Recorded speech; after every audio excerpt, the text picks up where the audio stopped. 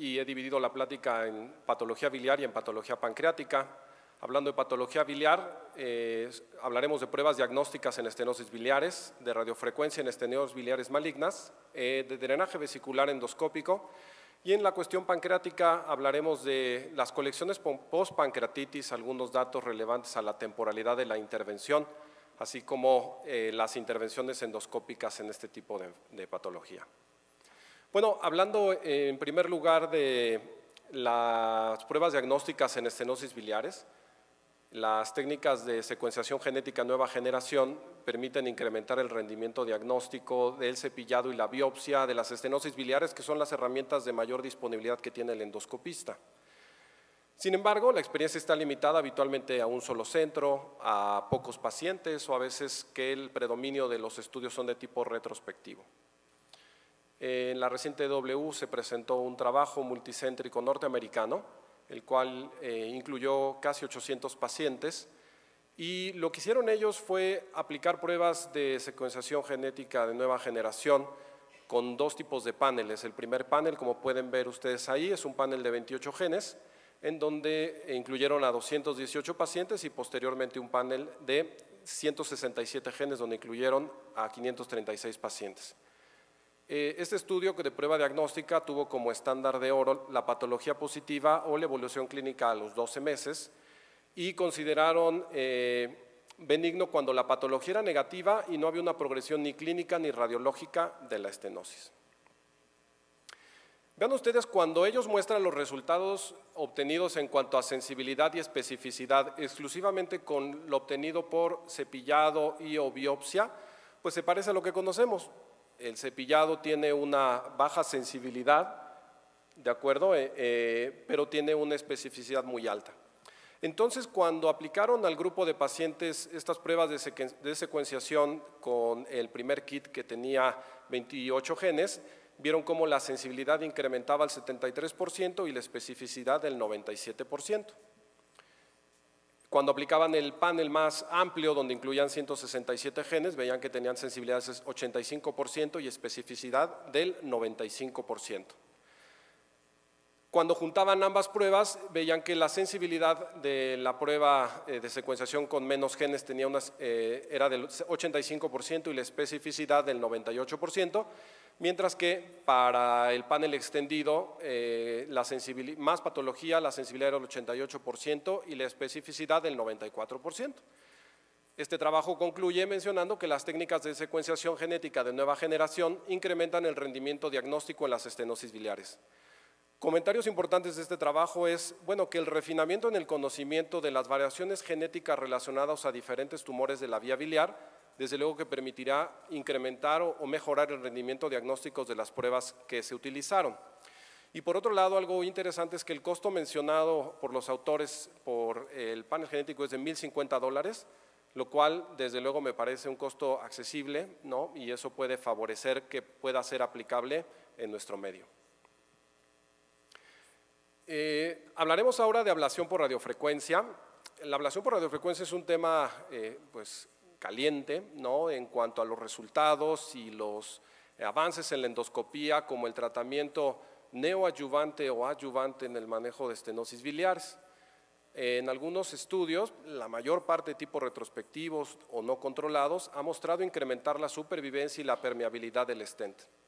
La forma en que se aplica la radiofrecuencia no es técnicamente demandante. Lo que se hace a través del duodenoscopio es introducir una sonda de radiofrecuencia, que es esta sonda que ven aquí, que es una sonda bipolar, la cual tiene una capacidad de inducir lesión térmica en una extensión de 2.5 centímetros.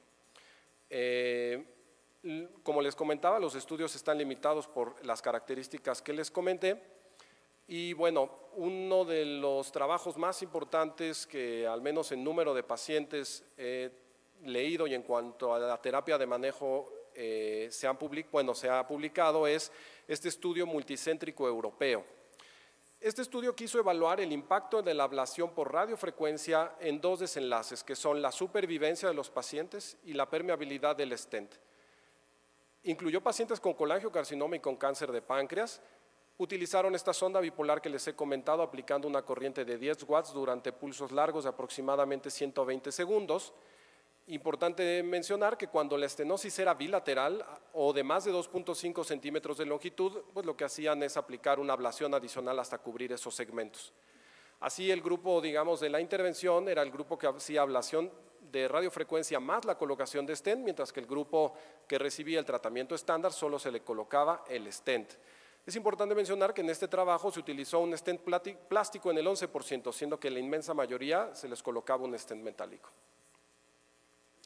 Y bueno, todos los pacientes incluidos en este ensayo clínico recibieron el tratamiento complementario sistémico, es decir, quimioterapia. El estudio fue calculado para demostrar diferencia teniendo 280 pacientes, sin embargo fue concluido prematuramente cuando se habían reclutado 161 participantes. Pueden ver ustedes que en el grupo de ablación de radiofrecuencia más stent llevaban 81 y en el grupo solo de stent 80.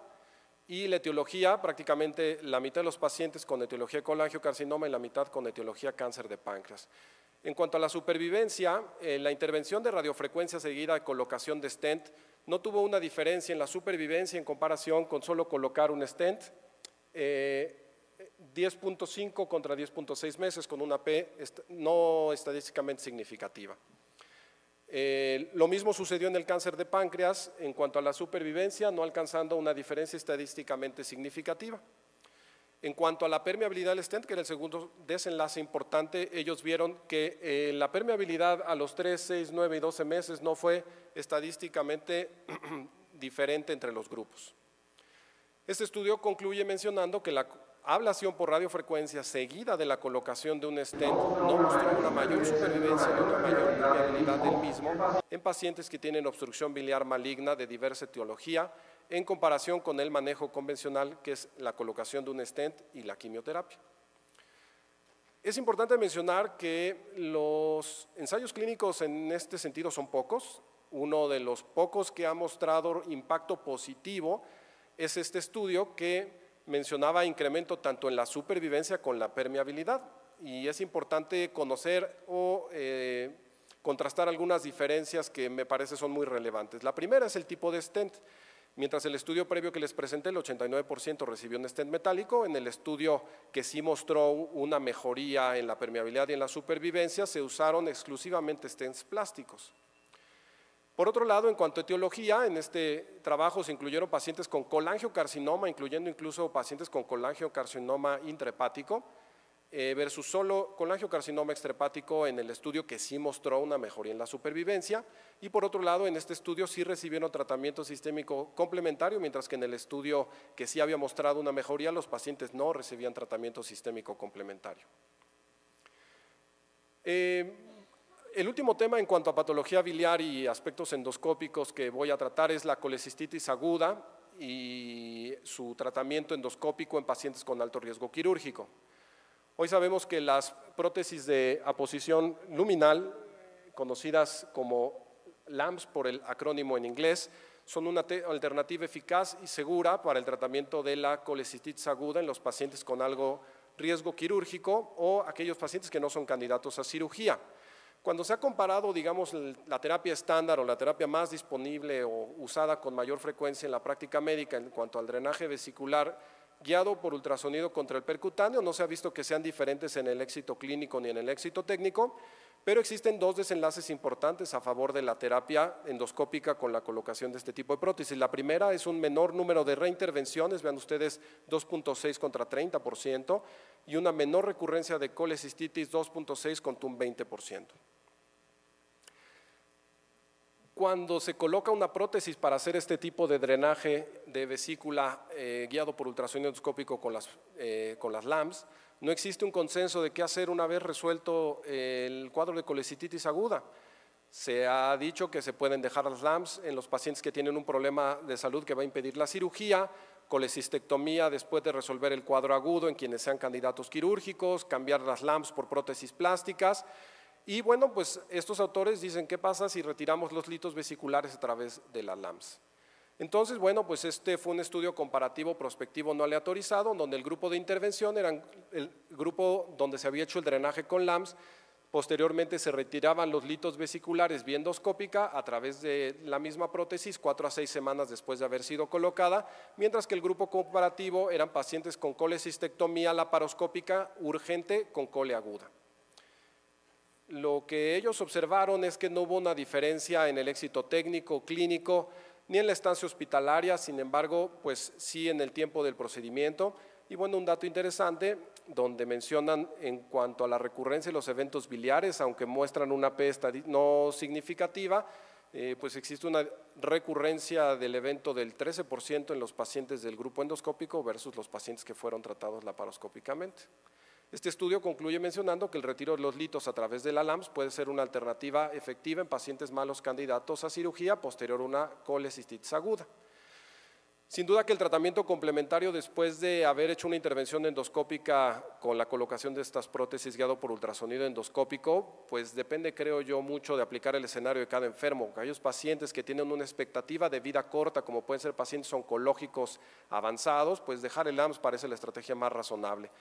¿Qué hacer con aquellos pacientes que tienen una expectativa de vida larga y van a tener contraindicación para cirugía? Bueno, podría dejarse el LAMS. Pero bueno, aplicar los criterios que usaron estos autores e entrar a retirar los litos parece ser una alternativa eficaz y segura, como lo han mencionado. Hablaremos ahora de dos puntos importantes a reforzar en cuanto al tratamiento de las colecciones postpancreatitis. Hoy en día la clasificación de Atlanta nos ha permitido entender bastante bien que la formación de pared en las colecciones, independientemente de si la causa es asociada o no asociada a necrosis, es de utilidad para cualquier intervención que se realice, y la recomendación hoy en día pues es dar terapia de sostén a estos enfermos hasta lograr que se forme la pared.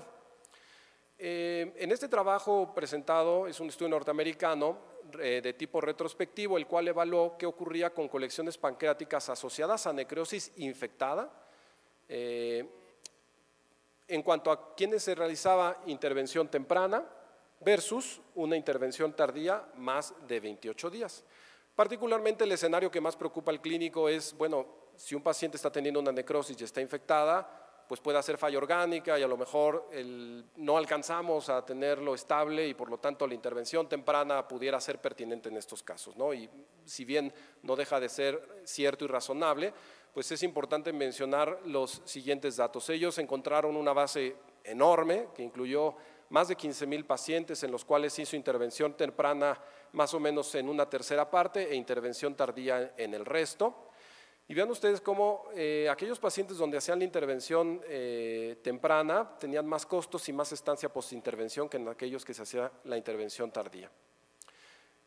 Interesantemente, ellos estudiaron cuáles eran los predictores de recurrencia, de intervención tardía, quienes tenían más posibilidades de recibir intervención tardía, y pues encontraron que los pacientes que estaban hospitalizados en medios rurales o en centros no académicos se intervenían tardíamente con mayor frecuencia, lo cual, lejos de ser malo, pues este estudio demuestra que es bueno y es un detalle interesante a analizar.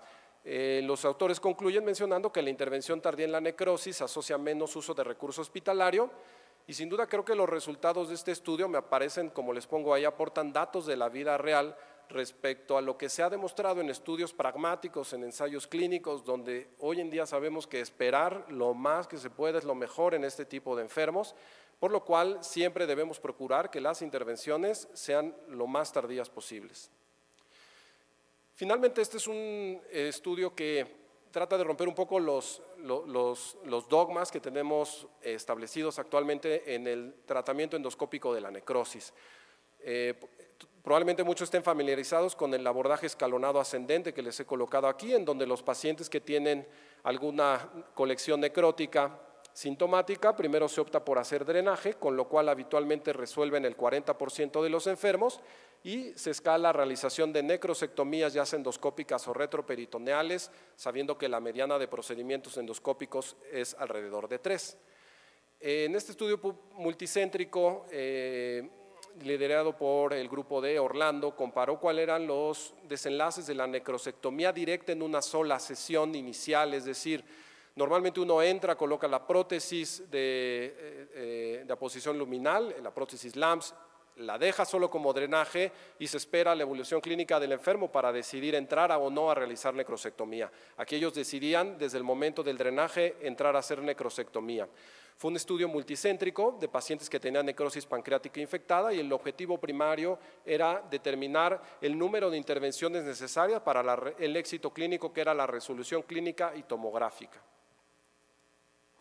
En los resultados que muestran los autores podemos ver que tanto el número de intervenciones como la estancia hospitalaria en los pacientes que se hacía una intervención de drenaje y necrosectomía directas de la primera sesión fue menor en comparación con el manejo habitual, que es el abordaje escalonado ascendente de realizar solamente drenaje y seguido posteriormente de necrosectomía si fuera necesario.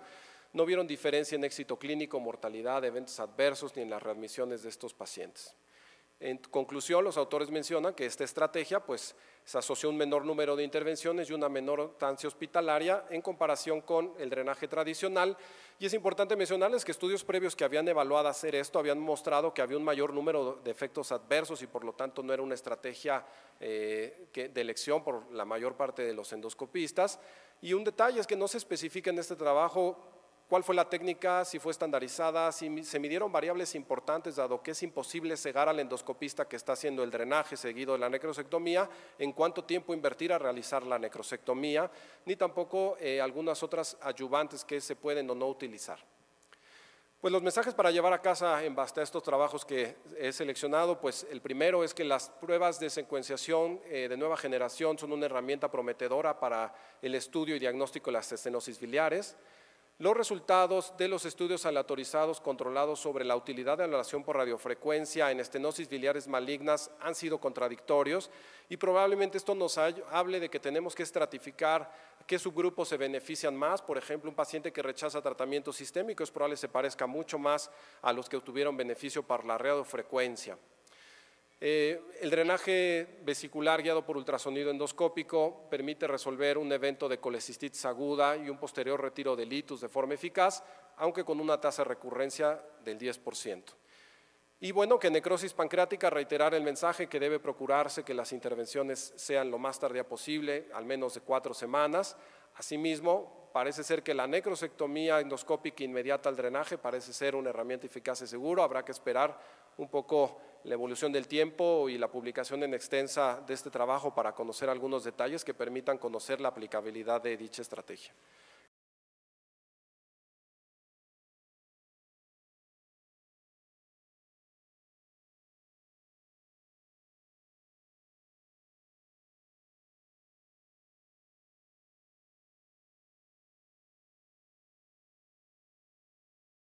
Sin duda, cada año, como sabemos, se realizan más de 1 millón de procedimientos, todos ellos relacionados con la hemostasia endoscópica, porque la principal urgencia a la que nos enfrentamos los endoscopistas sigue siendo la hemorragia gastrointestinal. Sin embargo, a pesar de todos los desarrollos y de lo que hoy vamos a platicar y lo que hemos visto, hay más de 20,000 muertes secundarias a hemorragia cada año. Y no hablo de México, hablo de Estados Unidos y de Europa, donde califican con criterios muy estrictos los pacientes que han fallecido secundario a esta complicación. Entonces, hoy por hoy, el tratamiento con métodos tópicos mediante el uso de polvos hemostáticos quizás sea lo que más ha avanzado, lo que más conocimientos tengamos y de lo que más vamos a hablar en esta plática, porque es la alternativa sin duda, con mayor desarrollo, porque es fácil, porque es segura, porque con una vez o 2 veces que la veas la puedes aplicar de manera eficaz. Bueno, vamos a ver si es cierto que esos son los resultados ahora que ya tenemos más tiempo de estudio, de que es bien tolerada lo es, pero bueno, Hemospray, todos la conocemos, Endoclot, que es la otra alternativa que tenemos también en el país, y Nix Powder, que no hay en México, probablemente lo tengan algunos centros nada más, están aprobados para su uso en los Estados Unidos en particular. El primero de los trabajos que quiero comentarles es el de Adler Douglas, que es un trabajo muy interesante porque él lo que hace es una revisión sistemática y un metaanálisis en donde evalúa precisamente eso, la eficacia comparativa de los polvos hemostáticos, de estos que acabo de mencionar.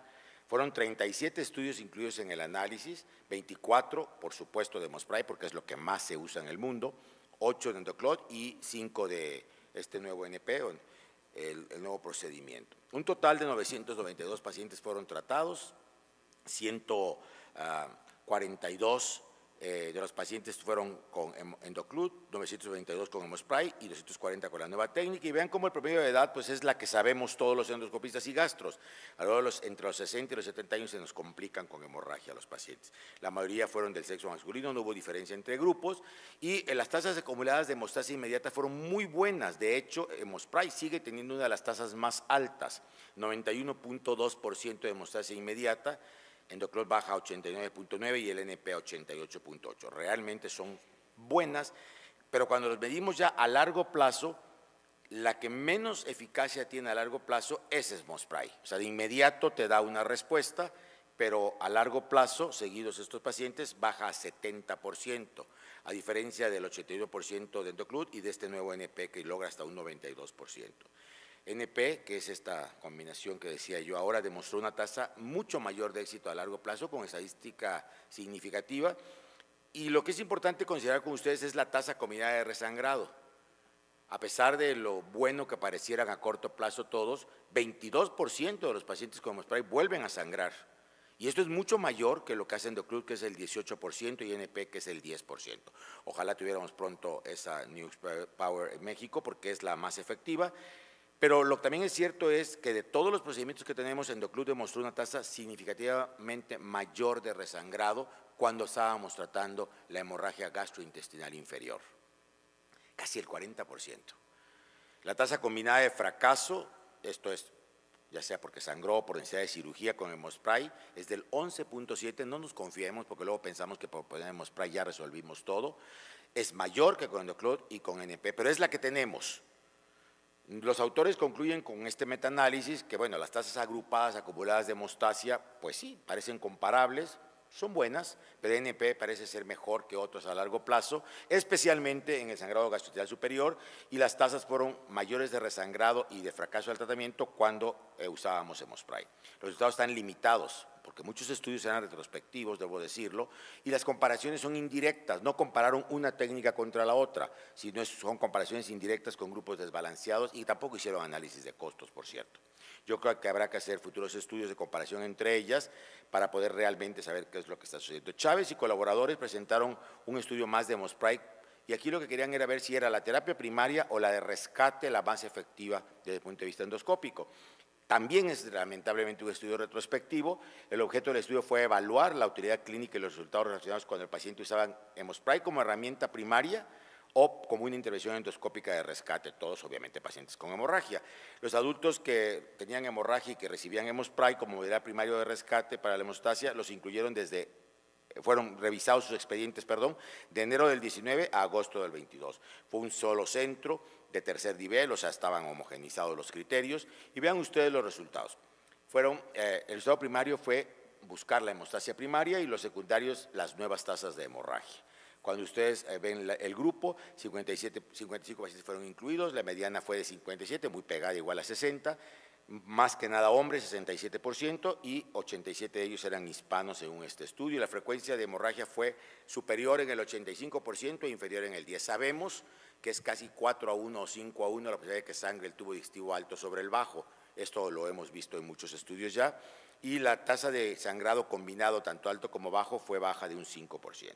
Hemospray, como modalidad primaria, logró, ojo, el 100% de hemostasia como modalidad primaria en 22 pacientes, en comparación con 33 tratados con Hemospray como terapia de rescate, donde la hemostasia fue del 97%. Ambos son buenos, pero quiero recordar el otro estudio donde a largo plazo pareciera que se nos caen los valores. Entonces, por eso hay que hacer algo más o vigilar al paciente en un second look. Hemospray como modalidad primaria lo usaron para tumores sangrantes, 36%, para esofagitis erosiva severa, sangrando 23%, y como terapia de rescate fue sobre todo para úlceras gástricas y úlceras duodenales. Los números de transfusiones antes del procedimiento no hubo diferencia. Los pacientes del grupo de terapia de rescate tuvieron un poco más de transfusiones postprocedimiento, pues son pacientes más graves. La tasa de recidiva de hemorragia no fue significativamente diferente, no hubo complicaciones y la duración de la estancia hospitalaria fue mucho más corta, claro, cuando hacíamos una modalidad primaria que cuando era una terapia de rescate, y es mucho, 6.5 contra 11.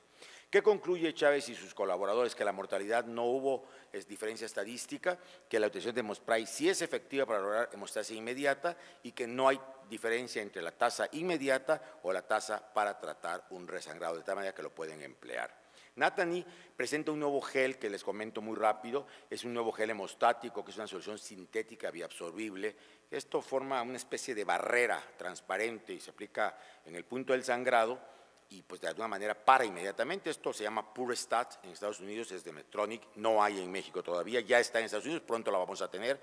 Y lo que él hace, Natani, es una revisión sistemática y ve todos los resúmenes del 11 al 21 que se hayan publicado y todos los informes de la literatura. Y obviamente solamente buscaron los estudios que usaban este gel hemostático como monoterapia o como terapia de rescate, todos para sangrado, generalmente también para prevención del sangrado posterior a restricción submucosa. Y el resultado primario fue evaluar la eficacia hemostática. Vean ustedes cómo 10 estudios se incluyeron, fueron 674 pacientes. Este gel hemostático logró controlar en el 94% en forma inmediata la hemorragia en pacientes tratados con hemorragia de cualquier etiología, por cierto, y la tasa de resangrado, esta es la parte más importante, baja al 4%. Pareciera que este gel permanece durante más tiempo que el polvo y eso nos daría pues una mayor utilidad. El análisis de subgrupos nos permitió ver que la eficacia para la hemorragia alta era del 99 y para el de la baja 90, bastante aceptable, por cierto, ambas, aunque bueno, le va mejor a la alta. Y el gel hemostático en sangrado tras resección mucosa, que fue en 343 pacientes, posterior a la intervención hasta 30 días de seguimiento, fue tan solo del 3%. Parece ser una buena alternativa. Entonces, este análisis de subgrupos reveló una tasa de sangrado post-resección en 7% de pacientes con anticoagulantes o con antiagregantes. Es importante porque ese es el grupo que más nos preocupa cuando tenemos que hacer este tipo de resecciones y reinstalar la anticoagulación en el paciente. Pareciera que este gel nos va a disminuir mucho el riesgo de sangrado. Natani concluye que pues, este nuevo gel, que yo no lo conozco, aún no lo he usado, debo decirlo, pero bueno, habían varios artículos publicados en DDW y de hecho fue una conferencia oral donde más hablaron de él. Es un eficaz agente para lograr hemostasia inmediata a corto y a largo plazo y que la tasa del sangrado posterior a la resección es del 3% cuando se aplica de manera profiláctica, así que yo creo que los endoscopistas que hacemos bucostectomías y resecciones ya estamos pensando en ver cómo lo vamos a tener. Y este estudio, por supuesto, incluyó solo pacientes tratados con este gel hemostático. No les puedo comparar con técnicas porque no hubo ningún estudio comparativo contra otra técnica. Tailla también revisó este producto novedoso, fueron 7 estudios con 404 pacientes, incluyeron en el análisis final la edad, la posibilidad de resangrado a 7 y a 30 días, una gran variedad de lesiones fueron incluidas y la tasa global de éxito fue muy alta para este grupo, 100%. La tasa agrupada de hemostasia como tratamiento primario fue de 92 y de rescate 86.12. Entonces, ponerla es muy fácil, que funcione es bueno, 92% inmediato, 86% en forma de rescate. Entonces, la cantidad que se le pone a esta sustancia varía entre 1 y 6 mililitros, no está estandarizado, el promedio que se dura es casi 2 minutos aplicándolo, las proporciones agrupadas de los datos a los 7 de los 30 días de resangrado fueron 11 y 10% respectivamente, no hubo eventos adversos y la conclusión es que, bueno, es una buena sustancia que podría servirnos ya sea inmediato de rescate en el paciente para disminuir obviamente el riesgo de sangrado. Pero es importante considerar que se requieren muchos más estudios para validarlo. Otro gran tema y casi para terminar es el que tiene que ver con la resección de pólipos y bueno, la tendencia a ponerle clips, lo cual nos da seguridad y tranquilidad aparentemente, pero sube los costos. La complicación más frecuente de la resección endoscópica de la mucosa por pólipos grandes, especialmente en el colon proximal, es que sangre el paciente. Hay estudios clínicos aleatorizados y controlados en centros de alto volumen que sugieren que debemos de cerrar con un clip para bajar esta complicación. De hecho, muchos lo hacemos casi de rutina. Las guías actuales recomiendan también que se coloque un clip proximal previo a la polipectomía, a pesar de ser esto técnicamente difícil y además más costoso. Hubo un grupo de Kemper de 19 hospitales en Holanda. Bien interesante su trabajo porque son los resultados de un grupo enorme de pacientes, un grupo multicéntrico, aleatorizado. Vean ustedes cómo son pólipos sésiles mayores a 20 milímetros de sección lateral, y fueron asignados aleatoriamente a le pongo o no le pongo clip, es el grupo control, por supuesto. El uso del clip se estandarizó en reuniones previas de tutorías, les dieron las clases a todos los que iban a estar en el protocolo de cómo ponerlo y dónde, y bueno, evidentemente había que aproximar las márgenes con alineación, con una separación de 5 a 10 milímetros, y el punto final era ver efectivamente que no hubiera sangrado, en este caso la hematoquesia, que es lo que se buscaba, y hasta 30 días después. Se hizo un análisis de intent to treat, que es el más duro, y en mayo del 18 a diciembre del 21, 356 pacientes fueron incluidos, una mediana de tamaños de 30 milímetros, 3 centímetros, bastante grandecillos, 179 fueron al grupo control, 177 al grupo de intervención. La hemorragia ocurrió en 11, es decir, en el 6% del control, y en 16, 9% del grupo con intervención. Prácticamente no hay una diferencia estadística, todos los endoscopistas informaron cierre completo en el 70%, no hubo diferencia entre el grupo control y el grupo de intervención, no hubo muerte en ningún grupo, y la conclusión de este estudio es que el uso de clips no reduce la hemorragia en pacientes sometidos a resección endoscópica de la mucosa por pólipos grandes, y que, bueno, de acuerdo a sus resultados, ellos concluyen en Holanda que dado el costo y lo laborioso de los clips, podría justificarse no utilizarlo.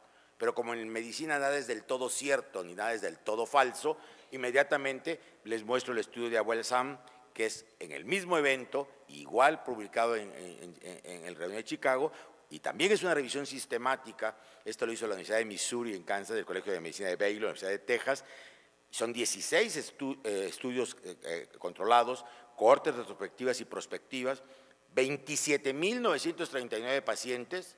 Bueno, los controles son 33.000 en estudios observacionales, y pues aquí lo curioso es que el clipaje profiláctico, ellos lo refieren como muy eficaz para la hemorragia, con presencia de fiebre muy baja, que el clipaje profiláctico no dio dolor, no dio perforación, si lo dio era muy baja, y que el clipaje profiláctico, dicen estos autores en un grupo tan grande, previene eficazmente la hemorragia después de que resecan pólipos colorectales con un perfil de seguridad aceptable. Conclusión: aún no estamos de acuerdo si debemos o no de cliparlo. Yo, en lo personal, sí les coloco un clip cuando son resecciones muy amplias. Existen diversas alternativas endoscópicas, doctores, para el manejo de la hemorragia. Sabemos hoy que estas nuevas del clips y los gel son los que están más de moda, pero hay estudios comparables entre todos ellos con eficacia promedio del 90%. No olvidar que sigue siendo una verdadera urgencia, que requiere de un equipo multidisciplinario, y que hoy por hoy todavía la hemorragia gastrointestinal es altamente dependiente de la tecnología. Muchas gracias.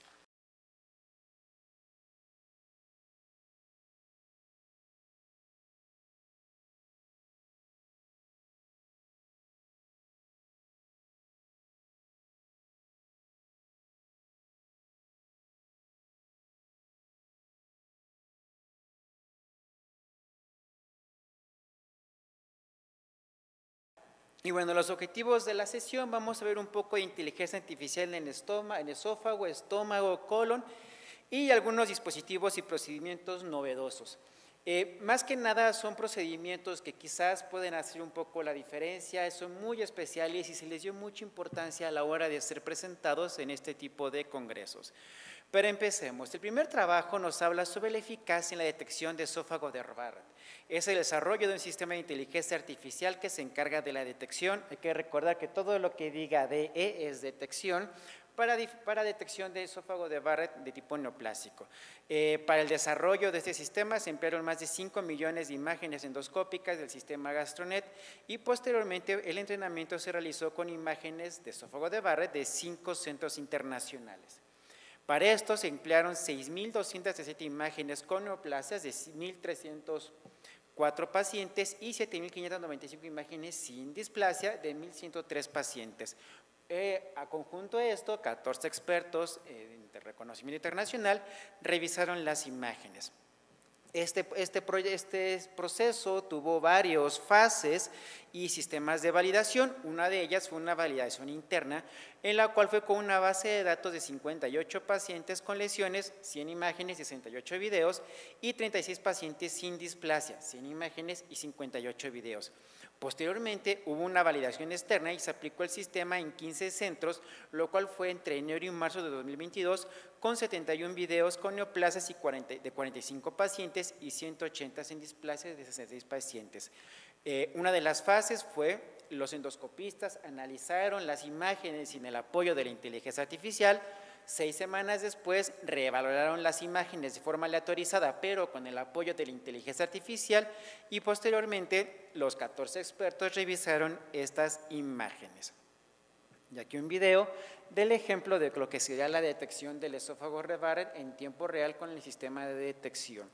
La sensibilidad y especificidad del sistema fue del 97 y 85% para el test 1 y del 91 y 82% para el test 2, lo que es la validación. La sensibilidad general de los endoscopistas incrementó del 67 al 79% con inteligencia artificial, o sea, sí les ayudó a hacer una mejor detección. Y la especificidad cambió del 96 al 94%.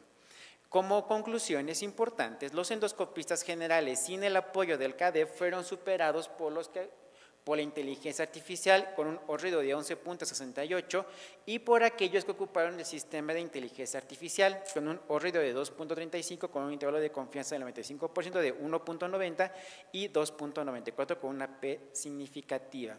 Algo que es importante y sobre todo porque fue necesario tener a los expertos es que no hubo inferioridad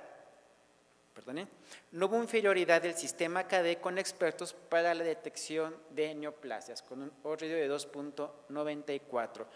La sensibilidad del sistema de los expertos fue del 86 y 90%. Por lo tanto, se concluye que el sistema puede mejorar el desempeño de los endoscopistas sin ser inferior a los expertos, que es algo de lo que hemos visto mucho en estos sistemas. Aquellas personas con proceso de adquisición de experiencia o que no tan frecuentemente ven estas lesiones, sí ven mejoradas sus capacidades con el apoyo de estos dispositivos. Pero bueno, siguiendo con esto, este grupo presentó un trabajo de desempeño de la inteligencia artificial en la detección de lesiones gástricas. Fueron 22.100 imágenes de cáncer gástrico, displasia y lesiones benignas. Se incluyeron para esto 8.974 pacientes de 3 hospitales de Corea del Sur. Todos los pacientes fueron obtenidos de una base de datos del 2011 a 2021. El estudio igual se llevó en múltiples fases. Aquí ya les demuestro las fases más representativas del trabajo. Y bueno, en la primera fase se desarrolló el sistema EndoEye-YOLO en su versión 5 para ver lesiones con datos benignos, displasia y cánceres. Su desempeño se analizó con el sistema EfficientNet versión 2, que es un sistema para validar la respuesta de los sistemas de inteligencia artificial que están en entrenamiento. En el primer análisis, la detección de cáncer gástrico tuvo una precisión del 93.04%, con una exhaustividad del 71.73% y una precisión del 77.05%. Aunque este video no es de este sistema, pero aquí les quise traer este video de cómo en tiempo real trabaja el sistema de inteligencia artificial en la detección de lesiones gástricas. Inclusive nos da un esquema de cómo se ha revisado las partes más importantes del estómago. Pero bueno, regresando al trabajo. En el set 2, el sistema pudo identificar adenomas y cáncer con una precisión del 85.11%, con un intervalo de confianza de 79.23 a 90.99. Las listas iniciales tuvieron una precisión del 60.28%. Como conclusión, el sistema diagnosticó correctamente el 87.23% de los adenomas y el 85.10% de los cánceres. Y en una tercera fase, ya empleándolo casi en tiempo real, el sistema clasificó correctamente el 98.41% de los cánceres gástricos, displasia en un 64.10% y lesiones benignas en un 51.28% con una precisión de 70.56. Ahora, podremos criticar a lo mejor la precisión, pero hay que recordar que ver las lesiones gástricas es muy difícil e inclusive pequeñas irregularidades naturales del estómago, la saliva, cicatrices antiguas pueden hacer que los sistemas se confundan. Por eso los sistemas de inteligencia artificial para cáncer de colon han sido todo un reto, de cáncer gástrico, a diferencia del colon, que es pólipos o hiperplásticos, que es mucho más fácil. Pero bueno, los resultados son muy buenos y bueno, este sistema promete tener una utilidad durante las endoscopías. El siguiente trabajo, que también me gustó mucho y es en lo que se ha encaminado mucho o donde los expertos han llevado el principal nicho de esta tecnología, es en endoscopistas jóvenes o en aquellos endoscopistas que están en un proceso de adquisición de habilidades. Este fue un estudio multicéntrico aleatorizado que se incluyeron 231 casos. Fueron para el grupo CADAI, fueron 113 casos, y para el grupo de endoscopía control fueron 118. Y el objetivo era ver qué tanto el sistema podría ayudarles a mejorar sus capacidades. Y bueno, esta tabla es tal cual del trabajo original. Podemos ver que la tasa de detección de adenomas fue del 58.4 para el grupo A y de 61.0 para el grupo B. Esto no era significativo.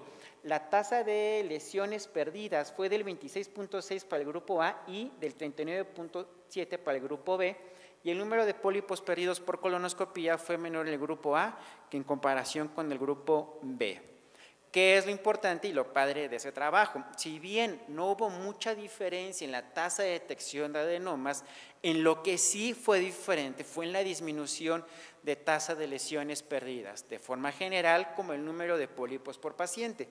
Aquí uno de los colegas hace rato me dijo, es que no, yo he visto que esta máquina detecta mucho más pólipos chiquitos y los grandes yo los veo, no necesito la máquina, sí, pero hay que recordar que muchos de esos pólipos chiquitos pueden crecer y que tenemos un cáncer de intervalo. Entonces, obviamente, a lo mejor ese pólipo chiquito no es importante ahorita, pero quizás en 3 años o 10 años o en 20 años sí tenga relevancia y haya sido bueno poderlos detectar.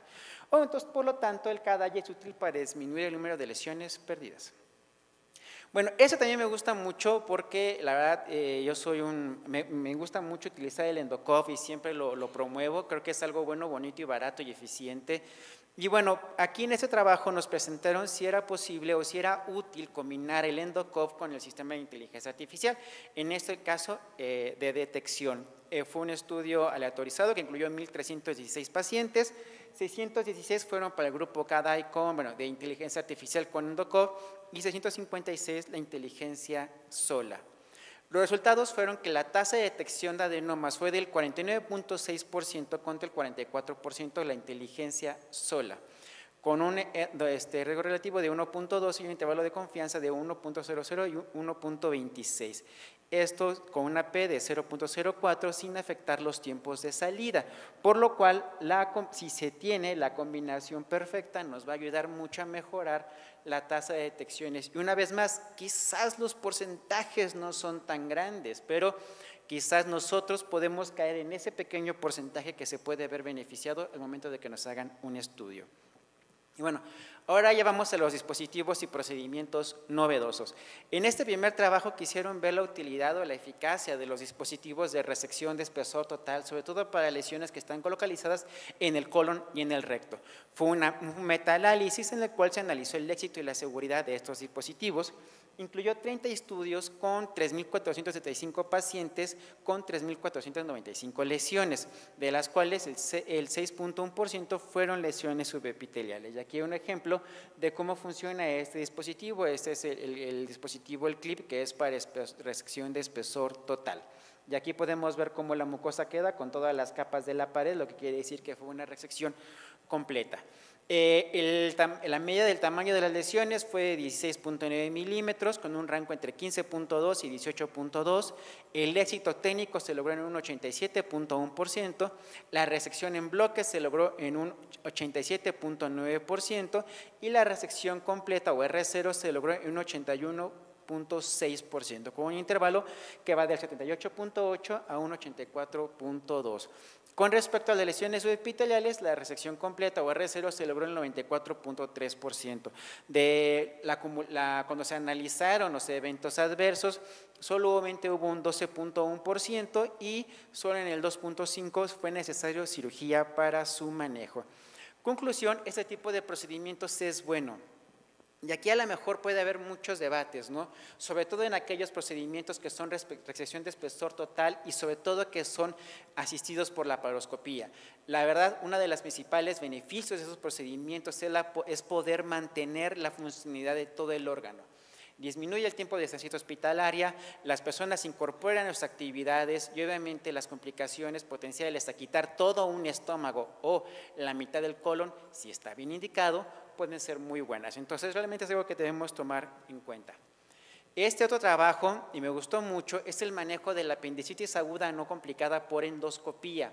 Yo creo que a mucha gente se le ha pasado por la cabeza el pensar que a lo mejor se ve el fecalito ahí en la luz apendicular y poderlo sacar. Bueno, ese trabajo fue realizado en China, y como hay muchos chinos, pues se pueden dar el lujo de tener muchos números, y bueno, que incluyó a 4.502 pacientes de 124 centros en China.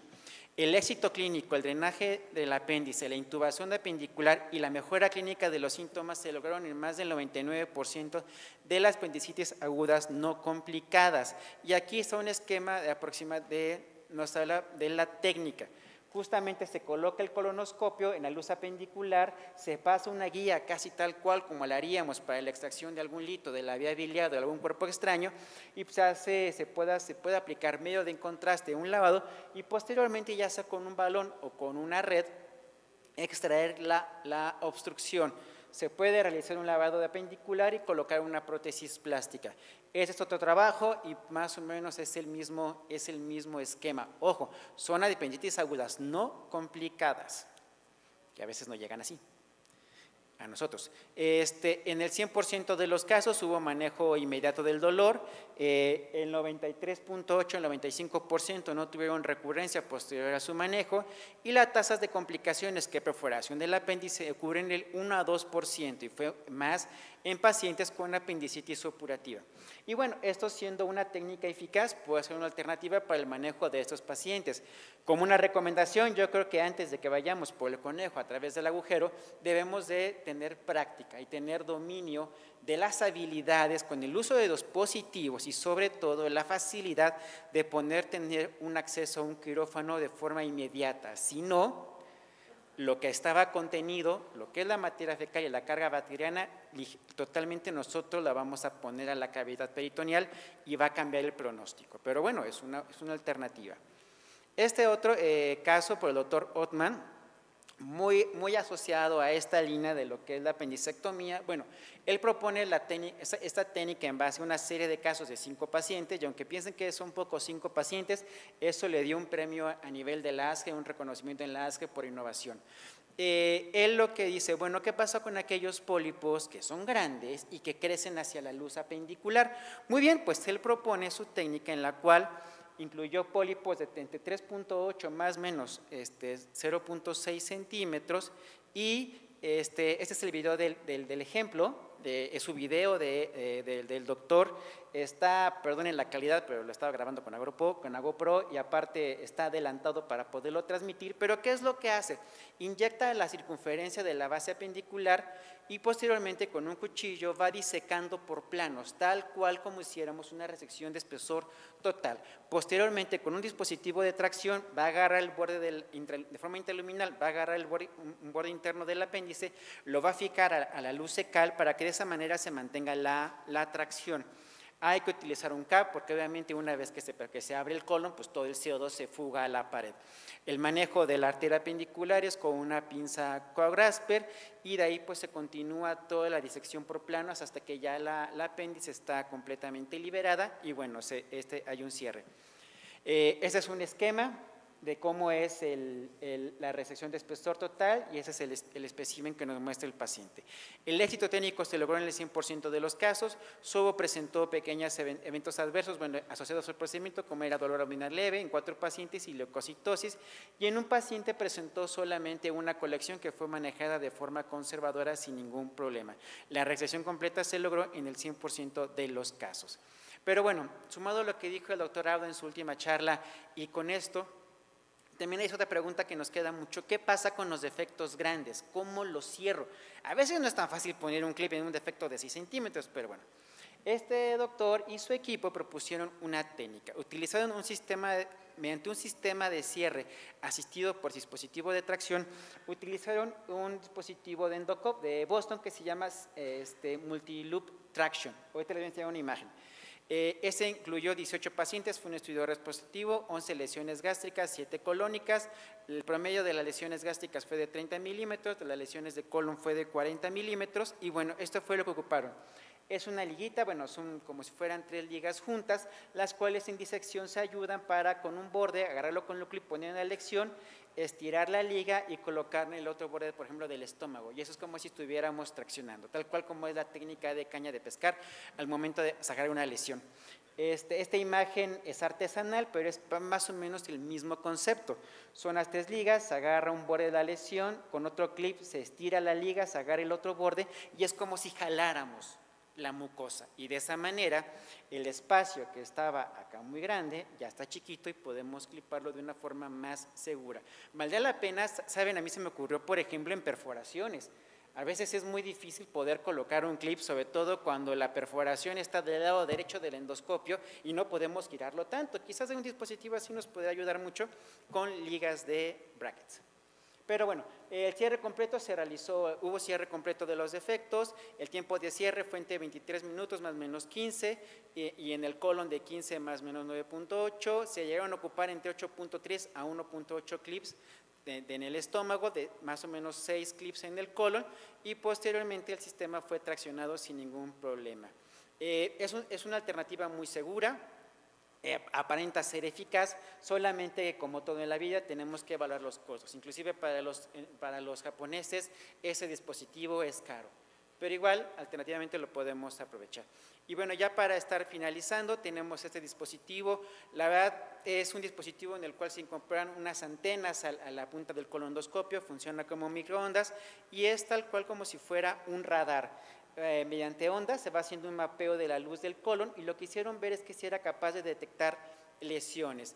La eficacia, bueno, se puso a llegar al ciego en un 100%, la duración del estudio no fue muy diferente a una colonoscopía normal y la tasa de detección de lesiones, fue del 87%. Quizás esos pacientes estaban seleccionados para encontrar los pólipos y poderlo probar, pero realmente quizás este dispositivo no va a ver la luz, pero es un ejemplo claro de lo que puede ser la creatividad y era de la frase que yo les mencionaba más adelante, es de lo que se está haciendo.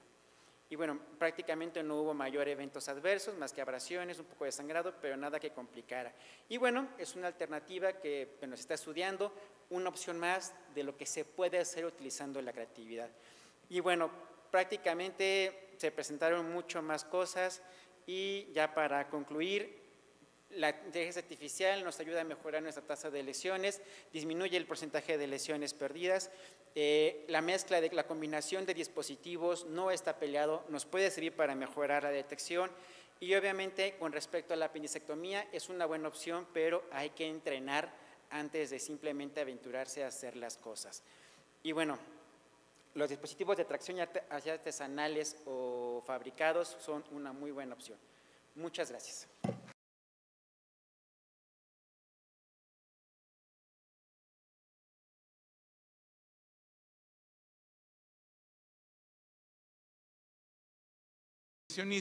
En San Francisco. Angel, thank you so much for your kind words, and it is really a true honor to give the state-of-the-art talk on the future of interventional endoscopy at the end of a very long day. I do want to say that I do feel like this is a home for me. Angel and I, we go back over 3 decades. I met him first when he came to Hamburg, Germany. I was working with Nib Sahendra in his department, and that's when we met. And we have become close friends, I dare say brothers. So it's wonderful to be back with such close friends and family. Now, this has been quite the day. This is a very unique course, and I'd like to also thank your course director, Miguel Valdovinos, for this truly unique concept. I'm sure that at the end of a day like this, your heads are spinning with all of the information that you've been given on all of the most cutting-edge developments. My job now is going to take you away from the trees, the branches, and the leaves, and I want to give you that bird's eye view of the terrain. And one of the benefits of having been in this space such a long time is that I can look at the past to predict where we may be going in the future. And as this legendary thinker said, if you want to know the future, look at the past. Well, there's another more contemporary legendary thinker, Doc Brown, who said, let's go back to the future. And I'll come back to this at the end of my talk. So this story of flexible endoscopy is actually quite young. It's about 2/3 of a century now when Basil Hershowitz invented the fiber optic endoscope, 1957. And you see him holding the flexible endoscope. You'll note that there is no biopsy channel, so at that time it was just to look inside of the gastrointestinal tract. But that's when the journey started. And the first intervention was made possible by integrating a working channel called a biopsy channel, because that's what was first done, passing a biopsy forceps through the working channel to get biopsies. And this is where our partnership with industry then started, because the company started developing these catheter tools that we needed to be able to perform therapeutic interventions. And these include extraction, injection, cutting, coagulation, dilating, ligating, and recanalizing. And for each of these, we have a large armamentarium of tools available to us. So there has been an explosive development over these past decades. And if we look at the early therapeutic interventions, we can group these into 3 categories. The first is polypectomy, the second, stopping bleeding, and the third is unclogging the lumen. This is our bread and butter. This is what we do as endoscopists every day in our practice. And I want to emphasize polypectomy because this was truly, at its time, revolutionary. It was the first true therapeutic intervention, and Shinya developed or designed the polypectomy snare back in 1969, and he published on this in the New England Journal of Medicine in 1973. Polypectomy via the fiber optic colonoscope. And what is unique about the endoscopic approach, and was the selling point for endoscopy in contrast to all other imaging modalities, was that one could perform one-stop shopping.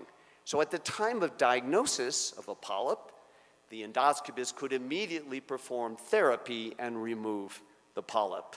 And this is a theme that continuously recurs and accounts for the incredible advancements that we have seen in this field. Now, if we look at stopping bleeding, we have here so much innovation that has occurred. I categorize them in these three groups: coagulation modalities using contact methods, heater probe, gold probe, many different types of probes, and non-contact such as APC. We can inject sclerosants, it can be glue, for example, for varices, and we can ligate. We have mechanical methods using bands, clips, and loops. All of these incredibly innovative platforms at the time that they were revealed or emerged. Today, they have become part of our toolbox. Unclogging the lumen, that's a big part of our practice.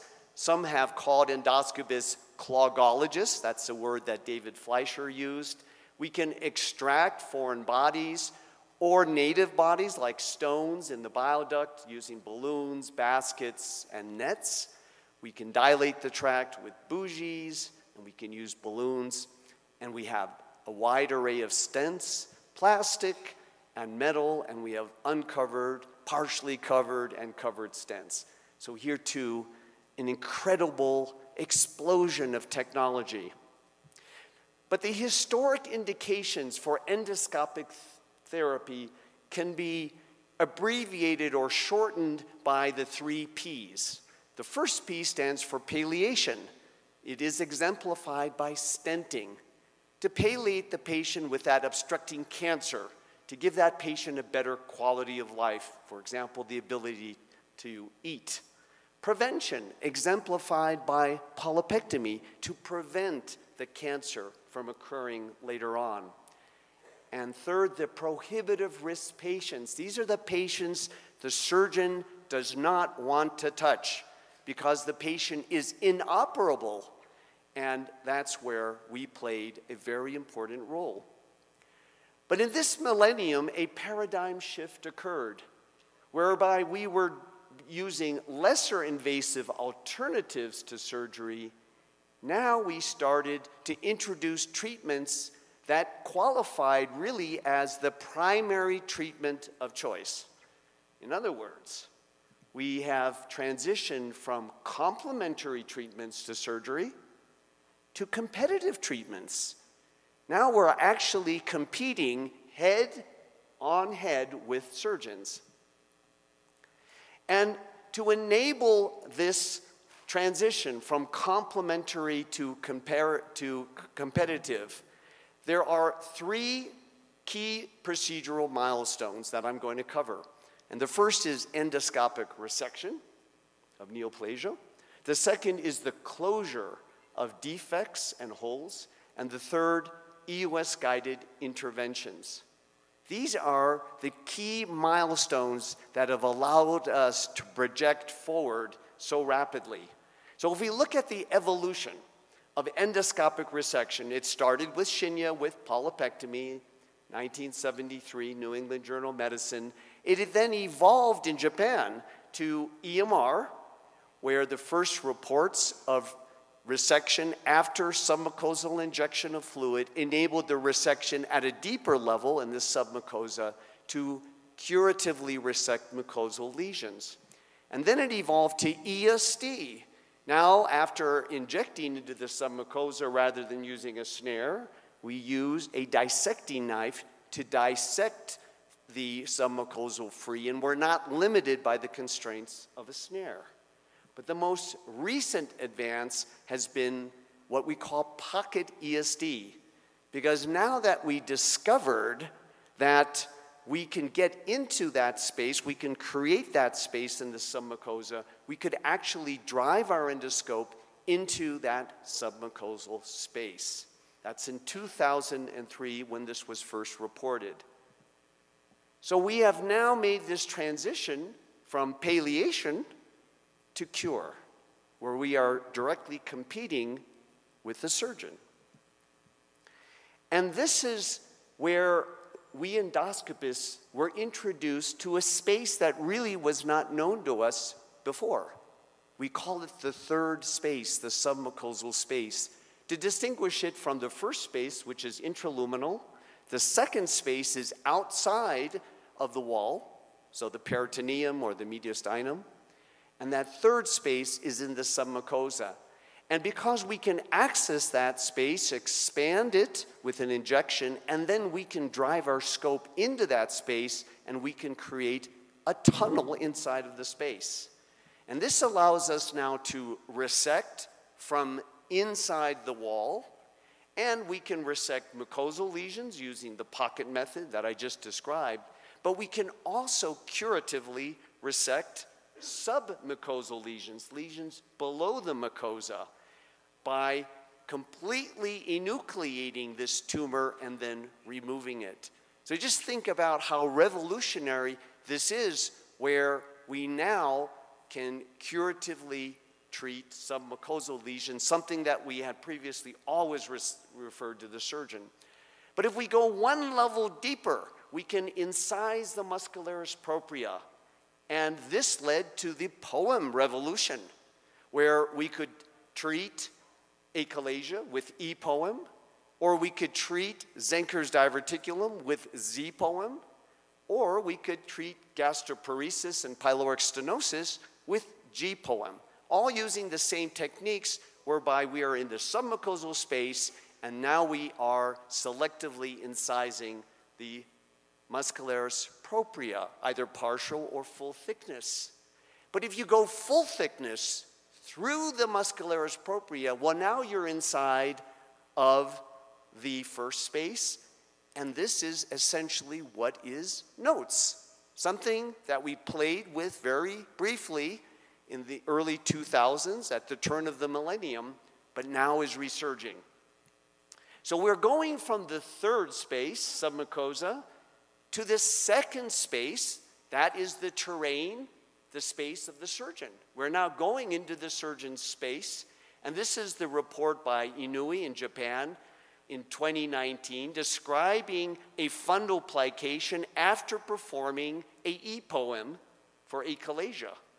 So he shows in these pictures very nicely how using standard tools, clips and loops, how a fundoplication can be created from inside, and then you can safely close the tunnel opening with clips.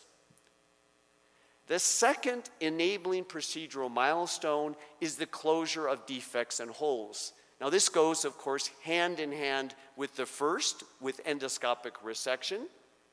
If we look at the evolution of defect closure, we heard earlier about clips. That's when it all started. I was very fortunate to be in Hamburg and performed the first use of clips to close a perforation. This was in a patient who had a perforation after resection of a GIST tumor.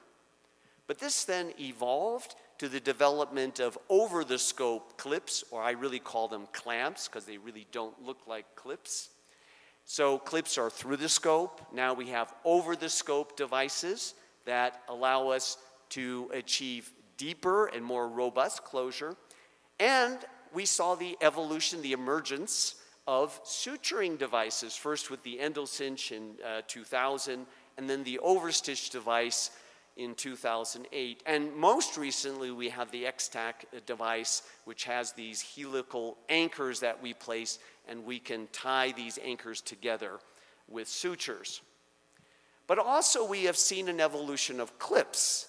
So clips have continued to evolve, and now we have larger clips with longer prongs, but we have clips with hook-like edges, these jaws here, closed in 3 steps to allow us to obtain more robust clip closure. And we even have a dual action tissue approximating clip where you go for one edge first, close, and then go for the opposite edge, close, and just bring those 2 edges together. So you're not limited by the space between the prongs. So we're seeing evolutionary advances even in the clip technology. So if we can, in fact, go full, if we have devices that can close holes, we are now able to go full thickness. So our resection, it started with polypectomy, and then it went deeper into the submucosa.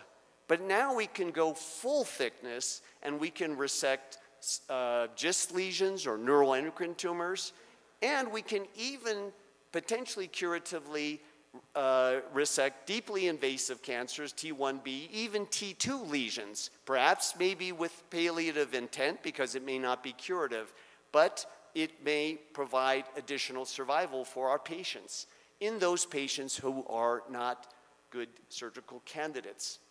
But perhaps more exciting has been the introduction, I'd say even more clever, has been the introduction of the non-exposed methods, because even if we can close a hole, we do have that moment when the contents of the GI tract, which are not sterile, can escape into the extraperitoneal space.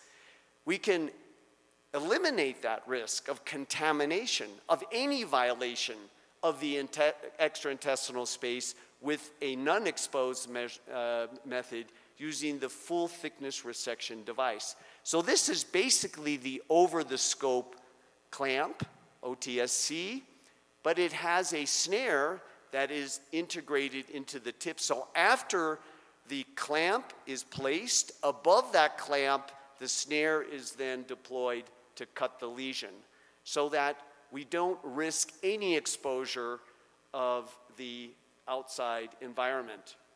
Another method is one that I have been working on and continue to work on, which I call the R-Love method, retract, ligate, unroof, and biopsy, where we forcefully invert the wall. We're pulling the serosa together with the serosa. We ligate the base, and then after ligating the base, we can resect the lesion. So perhaps this might be something that will also be available for a non-exposed method. Now, our ability to close holes with suturing devices or with H-tag devices allows us also to remodel the GI tract. So this is an area where that already exists and I'm sure is going to evolve further. Currently, we can perform the TIF procedure. It stands for transoral incisionless fundoplasty. It's not fundoplication. That's what was done as notes by Dr. Inouye. That was fundoplication. This is fundoplasty. So all that we're doing is creating a plication, and we are reinforcing the anti-reflux valve by inverting the esophagus, pulling the esophagus down, and creating this nipple here to prevent reflux. Similarly, with the ESG procedure, endoscopic sleeve gastroplasty, again, it's not gastrectomy, that's what the surgeon does. This is gastroplasty, so this is a remodeling of the stomach. So we haven't removed any of the stomach, it's 100% organ preserving, but we have reduced the lumen and specifically that area between the upper body and the antrum. We have reduced it to become more like a speed bump to reduce the passage and slow down the passage of food so that the patient feels full faster. And the third is EUS-guided interventions. I'm saving the best for the last now, of course. So we've seen this remarkable evolution of EUS, started with imaging in the 80s. We could only look, we couldn't touch. With FNA, still diagnostic, we could sample. But the real excitement has been in this millennia with therapy. Now, EUS-guided therapy has the advantage that the scope remains inside of the lumen. With our ultrasound eyes, we can see outside organs, vessels, ducts, and pathology, and it allows us to precisely target these structures with our accessory, a needle, for example. So we could target nerves, do celiac neurolysis, vessels, injecting glue, coil, tumors, injecting chemotherapeutic agents, or performing RFA. Ducts, we could target a duct and we can perform a rendezvous ERCP coming from above, anterograde, to assist ERCP. And we could drain fluid collections with stents. So these are the categories of EUS-guided therapy that really have been revolutionary. But I think the real jewel in this crown of therapeutic EUS has been the development of the anastomotic stent. And that's something that has been my passion for this past decade, working on the LAMS, the lumen-opposing metal stent. The concept here is we want to create an anastomosis, not just drainage, but to create an actual port so that we could advance our endoscope through this port into that extraintestinal cavity or space. And by the way, this picture right here is the very first time that I saw the inside of the gallbladder in the pig model. This is back in around 2006 or 7 when we were using the very first prototypes of the LAMS. So now we're going from unclogging the lumen to actually performing a bypass with an anastomotic stent. And so we can do this in ducts, whether we're targeting intrahepatic ducts, the common bile duct, the cystic duct, or pancreatic duct, using the LAMS. You saw examples of this earlier. Or we can connect different parts of the gastrointestinal tract together and perform gastroenterostomy or an enteroenterostomy. Essentially, anything that we can target with EUS, we can then create an anastomosis. And so the LAMS has been a port for direct transluminal therapy, for necrosectomy. In the gallbladder, we can perform lithotripsy and stone extraction. We can also perform polypectomy, maybe even EMR and ESD in the gallbladder in the future. And if we have a patient post-gastric bypass, We can now enter into the remnant stomach without having to go the long route around with our double balloon scopes and perform ERCP and other intervention. So if we ask ourselves, what is the future of interventional endoscopy? Well, Doc Brown said, back to the future. And if we look back, 2004, that's 20 years ago. That was the birth of NOTES. And the concept of NOTES then was completely radical, that the endoscopist could go use the natural orifice to perform surgery interventions outside the gastrointestinal tract. And for this NOTES revolution, various platforms that enable triangulation were developed by industry. All of these, the USGI Cobra, let me just go back, the Boston Scientific, Direct Drive, Olympus Samurai, the Storz, Anubis. I used all of these back when they were available as prototypes, but they all died because the NOTES epic came to a standstill when it was realized that we couldn't solve the problem of closing holes, which we can now solve. And now we have robotics. You heard wonderful Miguel gave a beautiful lecture about artificial intelligence, and obviously these robots are the pinnacle where now they can assist us to do our interventional endoscopic procedures. Now, I personally don't know whether robots will become mainstream inside of our practice, but they certainly have with the Da Vinci for our surgeons. However, I just want to leave you with this note of caution, buyer beware, caveat emptor. Robotics are an excellent servant, but a terrible master. I live in San Francisco, where we see these two startup companies. One is called Waymo, the other is called Cruise. They're all over San Francisco now, and they all are driverless. There's nobody in there. If you look on both sides of the highway, you'll see a Cruise or a Waymo with no driver. And they drive better than we do. So perhaps we may be looking one day at a driverless endoscopy, like this prototype here. So sometimes you have to be a little careful what you wish for. I'll leave you with this quote from Abraham Lincoln. The best way to predict the future is to create it. So that's the most important. And as long as we are the creators, we will remain the masters. Thank you very much.